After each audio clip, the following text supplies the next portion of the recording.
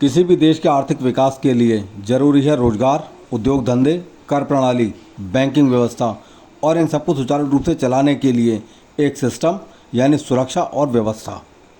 और सिस्टम चलता है नियम और कानून से। मान लीजिए कोई कारोबार जिसमें ना कोई कर अदायगी हो, ना ही पैसे का लेन देन बैंकिंग सिस्टम से होता हो, ना ही संविधान में ऐसे कारोबार को कोई जगह दी गई हो, तो ऐसे कारोबार को पूर्णतः अवैध माना जाता है। मुरादाबाद पुलिस ने बीते 12 अप्रैल को ऐसे एक अवैध कारोबार क्रिकेट सट्टा चलाने वाले नेक्सस का भंडाफोड़ कर बड़े पैमाने पर गिरफ्तारी की और इसी मामले में कई और लोगों की भी तलाश जारी है। माननीय न्यायालय ने भी आरोपियों की जमानत याचिका खारिज कर इस मामले में अपना रुख स्पष्ट कर दिया है। दूसरी ओर पुलिस प्रशासन की मंशा इस मामले में न केवल अवैध कारोबार पर चोट पहुंचाने की है, बल्कि अवैध कमाई से अर्जित की गई संपत्ति भी जांच के दायरे में लाकर इस तरह की अवैध गतिविधियों में लिप्त दूसरे लोगों के सामने नज़ीर पेश करने की भी है। इसी मामले को लेकर बीती 27 फरवरी को हिंदू समाज पार्टी के युवा मोर्चा राष्ट्रीय अध्यक्ष प्रांशु जोशी ने मुख्यमंत्री उत्तर प्रदेश को डीआईजी मुरादाबाद परिक्षेत्र के माध्यम से एक ज्ञापन सौंपकर इस अवैध कारोबार से जुड़ी और इससे होने वाली घटनाओं पर लगाम लगाने का आग्रह किया था। इस विषय पर हमारे साथ चर्चा में उन्होंने पुलिस प्रशासन की भूमिका की सराहना करते हुए भविष्य में भी आरोपियों पर कठोर कार्रवाई करने की मांग की।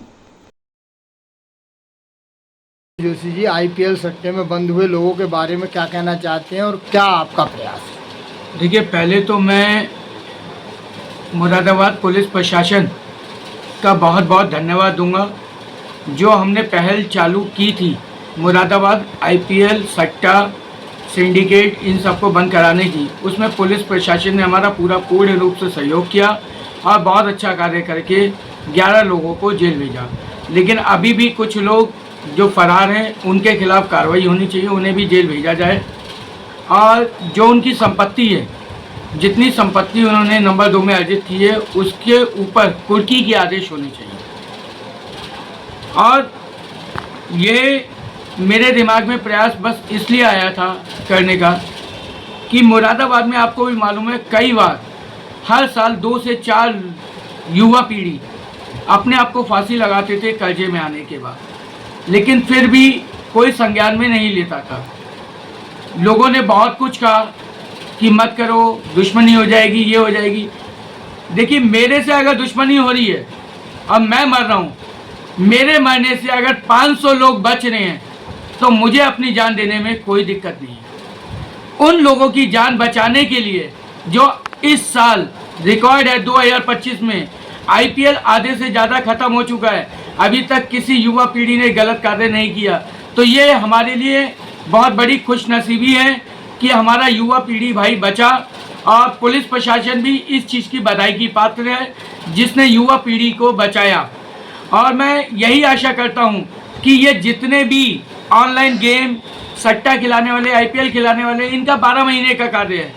इन लोगों के काम पे तत्काल प्रभाव से बिल्कुल लगाम कस देनी चाहिए और इनको मुंह तोड़ जवाब देना चाहिए। अच्छा, ये शुरुआत जो करी आपने, तो कहाँ कहाँ आपने ज्ञापन दिए? क्या हमने माननीय डीआईजी साहब को भी ज्ञापन दिया था जी, और लगातार प्रेस कॉन्फ्रेंस भी करी और कई जगह हम लोगों ने इस कार्यक्रम को उठाया और इस आवाज़ को उठाया, क्योंकि हमारा कार्य सिर्फ यही है, हम युवाओं को बचाना चाहते हैं इस मीठे जहर से, और इसके लिए हम लगातार कार्य करते रहेंगे। साक्षात मेरे साथ ऐसे ऐसे लोग हैं जो बेचारे बिल्कुल बर्बाद हो चुके हैं, लेकिन अब बर्बाद होने के बाद उनको भी खुशी हुई जब बंद हुआ तो वो काम नहीं करते। तो ये हमारे लिए खुशनसीबी है, क्योंकि कोई भी आदमी अपना नाम मीडिया में नहीं उछालना चाहता कि उसके घर वालों की बदनामी हो, कि वो किस तरीके से बर्बाद हो चुके हैं, अपना मकान बेच चुके हैं, अपना गहना बेच चुके हैं, सब कुछ बर्बाद हो चुके हैं।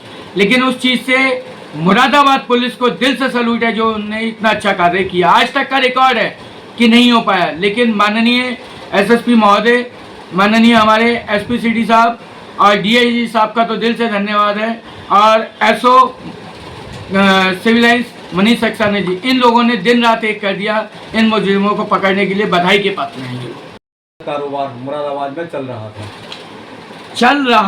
नहीं, चल रहा है। जो चल रहा था 75% पे लगाम लग चुकी है, अभी 25% अभी भी बचा है।